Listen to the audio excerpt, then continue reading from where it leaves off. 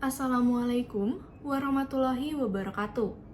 Sebelumnya, marilah kita panjatkan puji dan syukur kehadirat Allah Subhanahu wa Ta'ala karena berkat rahmat dan hidayahnya pada kesempatan kali ini kita bisa berkumpul bersama-sama di tempat ini. Sholawat serta salam semoga tetap tercurah kepada junjungan kita Nabi besar Muhammad Sallallahu Alaihi Wasallam, di mana atas berkat perjuangannya kita bisa merasakan indahnya Islam seperti saat ini. Sebelumnya, perkenalkan saya Herlinda Nuriska Ayun dan teman-teman bisa memanggil saya Ninda. Di kesempatan kali ini, saya akan menyampaikan ceramah tentang akhlak. Tapi sebelum itu, perlu kita ketahui bersama, apa sih akhlak itu? Akhlak dalam bahasa Arab berasal dari kata khuluq, yang artinya tingkah laku, perangi, atau tabiat. Serta secara terminologi, akhlak adalah tingkah laku seseorang yang didorong oleh suatu keinginan secara mendasar untuk melakukan suatu perbuatan.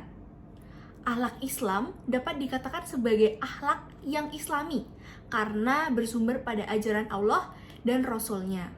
Akhlak Islam ini merupakan amal perbuatan yang bersifat terbuka, sehingga dapat menjadi indikator seseorang apakah seorang itu seorang muslim yang baik ataukah yang buruk. Akhlak ini merupakan buah dari akidah dan syarat yang benar. Maka dari itu dapat kita simpulkan bahwa akhlak merupakan sifat yang tenteram dalam jiwa seorang yang menimbulkan macam-macam perbuatan dengan mudah tanpa memerlukan pemikiran atau pertimbangan yang matang terlebih dahulu. Nah, sebelum kita terjun ke masyarakat, ada baiknya dan memang seharusnya kita dibekali dengan akhlak dan perilaku yang baik terhadap diri kita sendiri maupun kepada orang lain. Nah, terus kaitannya dengan diri sendiri. Akhlak terhadap diri sendiri itu adalah pemenuhan kewajiban seseorang terhadap dirinya sendiri, baik yang menyangkut kebutuhan jasmani maupun kebutuhan rohani. Nah, ada beberapa sifat yang harus dimiliki manusia berkaitan dengan akhlak ini. Yang pertama adalah jujur. Perilaku jujur ini merupakan sendi dari kehidupan manusia.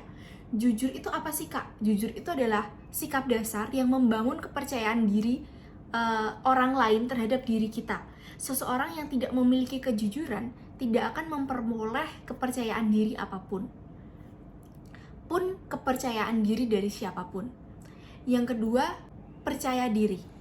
Rasa percaya diri sangat kita perlukan agar kita tidak ragu-ragu, tidak takut, dan tidak cemas dalam melakukan suatu kewajiban atau kegiatan kita sehari-hari. Dalam kehidupan sosial ini, kita juga perlu memiliki yang namanya sikap ramah dan sopan untuk menjaga hubungan antar sesama tanpa melukai atau menyinggung perasaan orang lain. Maka dari itu kita harus bersikap ramah dan sopan. Nah, sementara itu dalam menjalani kehidupan kita tuh juga harus mempunyai sifat ikhlas. Ikhlas sangat diperlukan agar hati kita menjadi tenang. Ikhlas berarti memberikan sesuatu kepada orang lain tanpa mengharapkan imbalan. Sikap ikhlas ini akan membuat seseorang mempunyai jiwa sosial yang tinggi. Nah, selanjutnya setelah ada 4 sikap tadi, kita akan membahas satu sikap yang paling menonjol, yaitu sikap percaya diri. Percaya diri itu apa sih gitu? Percaya diri itu adalah kemampuan dalam meyakinkan diri pada kemampuan yang kita miliki atau kemampuan untuk mengembangkan nilai positif yang ada di dalam diri kita sendiri. Jadi setiap orang itu pasti punya value, punya kekuatan, punya sesuatu yang beda gitu dari orang lain. Nah, agar sifat atau value itu bisa terlihat, kita harus mempunyai sifat percaya diri. Kenapa? Karena kalau enggak, sikap itu, value itu akan terus hanya terpendam di dalam diri kita sendiri tanpa kita berani menyampaikan kepada orang lain. Nah, pertama, berhenti membandingkan diri sendiri dengan orang lain. Nah, pasti teman-teman pernah kan membandingkan dirinya sama orang lain, kayak misalnya, kok dia lebih cantik, kok dia lebih pinter, kok dia lebih kaya. Pasti pernah. Itu sebenarnya adalah hal yang wajar, tapi kita juga harus bisa menimbang sampai di mana rasa atau sikap membandingkan itu, jangan sampai berlebihan. Coba sekarang mulai berhenti deh membandingkan diri sendiri dengan orang lain. Sebaiknya tanamkan dalam diri sendiri bahwa hidup ini tuh bukan sebuah kompetisi. Oke, kalau misal teman-teman itu membandingkan, itu dalam konteks untuk berkembang. Oh, dia bisa juara 1, berarti aku juga bisa dong. Why not? Why aku nggak bisa gitu. Kalau membandingkannya dalam hal-hal yang positif tersebut kayak gitu, it's okay gitu.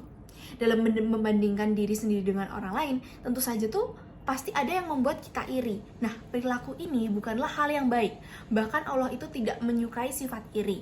Apabila merasa iri karena hal fisik, sebaiknya kita bersyukur. Kayak, kita kurang apa sih? Kita terlahir sempurna, kita bisa jalan, kita bisa makan, kita bisa melihat, kita bisa mendengar dengan normal. Kita harus mensyukuri hal itu. Karena semua itu kan ciptaan Allah ya. Jadi kayak pasti Allah menciptakan sesuatu itu sudah pada ukurannya gitu. Nah, yang kedua adalah menerima keraguan diri. Teman-teman pasti pernah merasa ragu dalam diri sendiri. Bahkan orang yang sudah mapan pun, orang yang sudah berpengalaman sekalipun pasti pernah merasakan keraguan dalam diri. Dan itu adalah sesuatu yang wajar, it's okay. Nah, tapi sebelum kita melakukan sesuatu, kita mau mencoba sesuatu, itu sebenarnya kita nggak harus 100% siap atau 100% percaya pada diri kita sendiri. Kalau misal 90%, 80%, itu it's okay. Tetapi ada baiknya sebelum melakukan sesuatu, kita harus percaya bahwa diri kita itu bisa. Dan jangan lupa bismillah, karena setiap kita melakukan sesuatu, itu pasti ada bantuan dari Allah Subhanahu wa Ta'ala. Nggak mungkin kita melakukan sesuatu itu cuma karena diri kita sendiri. Kayak, aku merasa bisa mengerjakan soal ujian ini, bukan berarti nggak ada campur tangan Allah di situ. Pasti ada campur tangan Allah di situ. Selanjutnya, yang ketiga adalah persiapan dan pemahaman yang matang. Nah, ada hal yang harus teman-teman ingat, yakni bahwa apapun yang memudahkan teman-teman merupakan bentuk kasih sayang Allah. Allah Subhanahu wa Ta'ala itu pasti memberikan kemudahan dan kelancaran terhadap makhluknya, terhadap umatnya. Jadi tetaplah ikhtiar dan pasrahkan hasilnya kepada Allah. Ibaratnya gini, Allah itu mengirimkan kita ke bumi pasti dibekali dengan sesuatu yang gak bakalan kekurangan. Contohnya kayak misal kita didelegasikan untuk ikut sebuah event, pasti kita difasilitasi kan, kita dikasih uang transport, kita dikasih makan, kita dikasih hotel.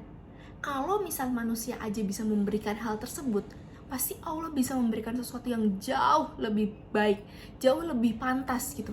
Jadi kadang kalau kita merasa, yang aku mau gak kayak gini, atau aduh aku takut, aku khawatir nanti aku kedepannya gimana, percaya, Allah itu pasti sudah menyiapkan sesuatu yang di luar dari yang kita pikirkan, dan itu pasti lebih dari cukup. Yang penting kita tetap berusaha, kita melakukan yang terbaik, kita ikhtiar, kita berusaha semaksimal yang kita bisa, kita berdoa setiap saat, kita mohon kepada Allah, itu pasti semuanya nanti cukup, insya Allah. Nah, yang terakhir adalah muhasabah diri. Setiap kita melakukan kesalahan atau kegagalan, itu pasti akan menurunkan rasa percaya diri kita kan. Nah, tapi kita harus yakin bahwa kegagalan atau kesalahan itu merupakan suatu hal yang wajar. Justru karena kita masih muda, kita masih ada waktu untuk terus mencoba, teruslah mencoba. Jangan takut buat salah, jangan takut buat gagal. Karena kayak ya udah, habisin aja jatah gagal kita, habisin jatah salah kita, it's okay. Kita harus yakin bahwa Allah itu memberikan cobaan kepada hambanya, pasti gak akan melewati batas kemampuan hambanya, pasti kayak setara gitu. Bahkan bisa jadi itu tuh cobaannya itu tuh di bawah dari batas kemampuan kita. Sebenarnya tuh kita bisa, kita masih di atas, tapi kayak karena kita gak yakin, karena kita kurang beriman, jadi kayak kita gak percaya. Padahal sebenarnya itu it's okay. Oke, jadi pada intinya, akhlak yang baik itu akan membedakan kita dengan makhluk yang lainnya, serta meningkatkan derajat manusia kepada sesuatu yang lebih tinggi dan lebih mulia. Sedangkan akhlak yang buruk akan membinasakan kita. Nah, setelah teman-teman memahami arti pentingnya akhlak yang baik, maka teruslah berusaha berbuat baik kepada diri sendiri, kepada keluarga, teman, maupun orang lain. Demikian apa yang dapat saya sampaikan. Apabila ada kurangnya saya mohon maaf, dan apabila ada lebihnya itu semata-mata karena Allah Subhanahu wa Ta'ala. Sekian, wassalamualaikum warahmatullahi wabarakatuh.